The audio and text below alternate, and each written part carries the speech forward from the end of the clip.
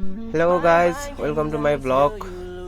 आज चाहिँ हामी सिको जाँदैछौँ साथीको पासपोर्ट लिनलाई। यो साथीको पासपोर्ट लिन जाँदैछौँ हामी चाहिँ। अब यसो हिँड्दैछौँ होइन, बाहिर ट्याक्सी बोलाएर बसेको छ, ट्याक्सी आउँदै होला। अब हामी चाहिँ गेटतर्फ लाग्दै थियौँ, गेट ट्याक्कै बन्द रहेछ क्या, गेट बन्द रहेछ यता। अनि हामी चाहिँ यसरी गेट अर्को पछाडिको गेटबाट यसरी चढेर जानु त पर्यो। यसरी हामी फाल्यौँ होइन। त्यसपछि बाहिर हेरेको ट्याक्सी आएको रहेछ, साथीको गाडी चाहिँ आएर बसिरहेको रहेछ। यस्तो साथीसँग माथि चढेर हाइहाल्नु पर्यो। साथीलाई यता हेर्नु न, हो तपाईँको भिडियो बनाएको छु, हाई गर्नु त गुरु, हाई गर्नु भनेको।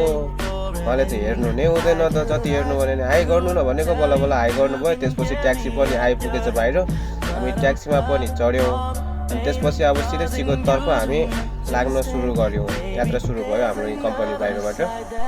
त्यसपछि हामी सिकोतर्फ लाग्न सुरु गऱ्यौँ गाइज। त्यसपछि लाग्दै थियो एउटा साथीलाई कस्तो नेपालको याद आयो भन्छ। किन कसलाई नेपालको याद आयो भनेको, अब बाहिर हेऱ्यो सबै हरियै छैन, नेपालमा हरियो छ भन्दै गुनासो गर्न थाल्यो, रुन लाग्यो एकजना साथी यतापट्टिको। त्यसपछि अर्को साथीले उसलाई सम्झाउँदै लिएर हिँड्न थाल्यो, होइन केटा छोरा मान्छेको जात यस्तो नरमाइलो मानेर हुँदैन भनेर उसलाई सम्झाउँदै लिएर गयो। हामी सिको अब नजिक आइपुगिसकेको थियौँ। मस्त हल्का फुल्का भ्यू हेर्दै हामी बिस्तारै अब सिकोतर्फ पुग्न लागिसकेको थियौँ। तब भिडियो बनाउँदै गइरहेको थिएँ म। उता फेरि ट्याक्सी ड्राइभरले भिडियो धेरै मोबाइल अगाडि नलैजा, क्यामेराले फोटो खिच्छ भन्छ। होइन कस्तो फोटो खिच्छ हो पछाडि बसेको मान्छे छ अनि भन्दै अब हाँसो मजाक गर्दै हामी बिस्तारै अब सिटीतर्फ लाग्दै थियौँ। अब भ्यू पनि राम्रो थियो यतातिर। अनि हजुरहरूलाई कस्तो लाग्यो यतातिरको भ्यू?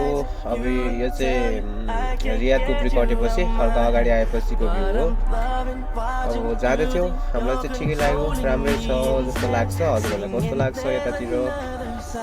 फाइनली गाइस हामी पनि सिको आइपुगे जस्तै हो, अब नजिकै छ सिको। अब गाडी कता साइड लगाउने भन्ने कुरा गर्दै गयो अगाडि। अब हामी सिधै अब नेपाली पार्क जाने भन्ने कुरो थियो, त्यही भएर नेपाली पार्कमै गाडी पार्क गरेर हामी हान्न लाग्यौँ। हाम्रो अगाडि सोल्टी लेफ्ट राइट पुरा हात बाँधेर हान्दै थियो राइटपट्टि। अनि हामी गयौँ, अगाडि धेरै मान्छे थियो। अझै हामी धेरै पछि आएको कारणले धेरै कम भएर रहेछ मान्छे अहिले भन्ने बुझ्यो। पहिला योभन्दा नि धेरै मान्छे टेक्ने ठाउँ थिएन भन्ने कुरा सुन्यौँ, अहिले चाहिँ धेरै कम रहेछ मान्छे। साथीहरू अब त्यहीँ गयो, उनीहरू उता बट्टाबट पासपोर्ट बाँड्दै रहेछ, रियादबाट रिन्यू गरेर यता लिएर आएको, यहाँ ल्याएर बाँड्दै रहेछ सबैजना साथीहरू पासपोर्टको लागि नाम बाई नाम कुर्दै रहेछ। साथीलाई अब पासपोर्ट लिई हामी उता घुमेर आउँछौँ, कार्गो सार्गो छ भन्ने सुनेको थियो, हेरेर आउँछौँ भनेर गएको। अगाडि लिएर कार्गो रहेछ, सामान पठाउन ल्याउन।